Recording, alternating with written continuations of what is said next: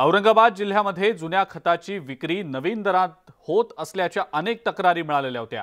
शेतकऱ्यांना आवश्यक असलेली खतं मिळत नसल्याच्या तक्रारीवरून जिल्हा परिषद कृती विभागाच्या वतीने खताच्या दुकानांवर धाडी टाकून तपासणी करण्यात येते। जिल्हा परिषदेचे कृषी विकास अधिकारी हे स्वतः पाहणी करतात। आताच्या हंगामात खतांचा मुबलक साठा असल्याने टंचाई होणार नसल्याचा दावा सुद्धा त्यांनी केलेला आहे। राज्यात मोठ्या प्रमाणात खताचा तुटवडा निर्माण झालेला आहे, बियाणाचा तुटवडा निर्माण झालेला आहे। त्यामुळे शेतकऱ्यांना पेरणीच्या तोंडावर अनेक अडचणी येतात। मात्र आता औरंगाबाद येथील जिल्हा परिषदेच्या कृषी विभागाने थेट दुकानामध्ये जाऊन जे आहे खत असतील, खताचा साठा आणि किती विक्री झाली, किती बाकी आहे आणि कशा पद्धतीने विक्री सुरू आहे याची तपासणी सुरू केलेली आहे। आणि बघतोय आपण की थेट दुकानामध्ये जाऊन जी आहे पाहणी सुरू आहे। औरंगाबाद जिल्ह्यात जुन्या खताची विक्री नवीन दरात होत असल्याच्या सुद्धा काही तक्रारी आलेल्या आहेत। शेतकऱ्यांना आवश्यक असलेली खतं मिळत नसल्याच्या तक्रारीवरून जिल्हा परिषद कृषी विभागाच्या वतीने खताच्या दुकानावर तपासणी करण्यात येत आहे। खताच्या दुकानात जुना आणि नवा साठा किती आहे, खते योग्य भावात विकली जात आहेत की नाही, शेतकऱ्यांना खतासोबत आणखी काही खरेदीचं बंधन घातलं जातं का याविषयी तपासणी केली जाते। आणि आपण बघू शकतो जिल्हा परिषदेचे कृषी विकास अधिकारी प्रकाश देशमुख हे स्वतः प्रत्येक दुकानामध्ये जाऊन जी आहे ती पाहणी करतात। नेमका त्यांचा संवाद काय ते आपण बघूया।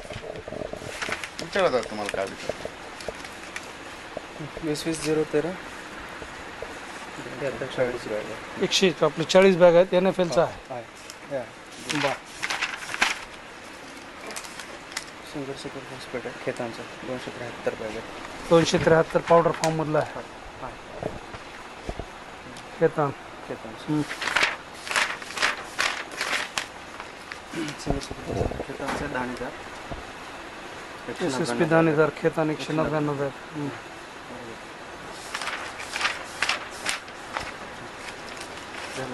पाचच खतं आहेत तुमच्याकडे उपलब्ध सध्या 15-15-15 20-20-0-13 युरिया, सिंगल सुपर फॉस्फेट दाणेदार आणि सिंगल सुपर फॉस्फेट पावडर। बरं, तुमचं गोडाऊन कुठे आहे? पलीकडे म्हणजे याच प्रिमायसिस मध्ये का अंतरावर आहे? बरं, तुमचं बिल बुक पहा जरा, आजची विक्री झालेली पहा। आजचं एकच बिल झालं, एकच दोनच बॅग विकला आज दिवसभरात, फक्त 2। शेतकरी आधार कार्ड आणतात का कंपल्सरी? खरीप हंगामाच्या तोंडावर आपण उभे आहोत। तसं हवामान खात्यानं जो अंदाज व्यक्त केलेला आहे, पाऊस वेळेवर सुरू होईल आणि चांगला मान्सून राहील असंही भाकीत हवामान खात्याने केलेलं आहे।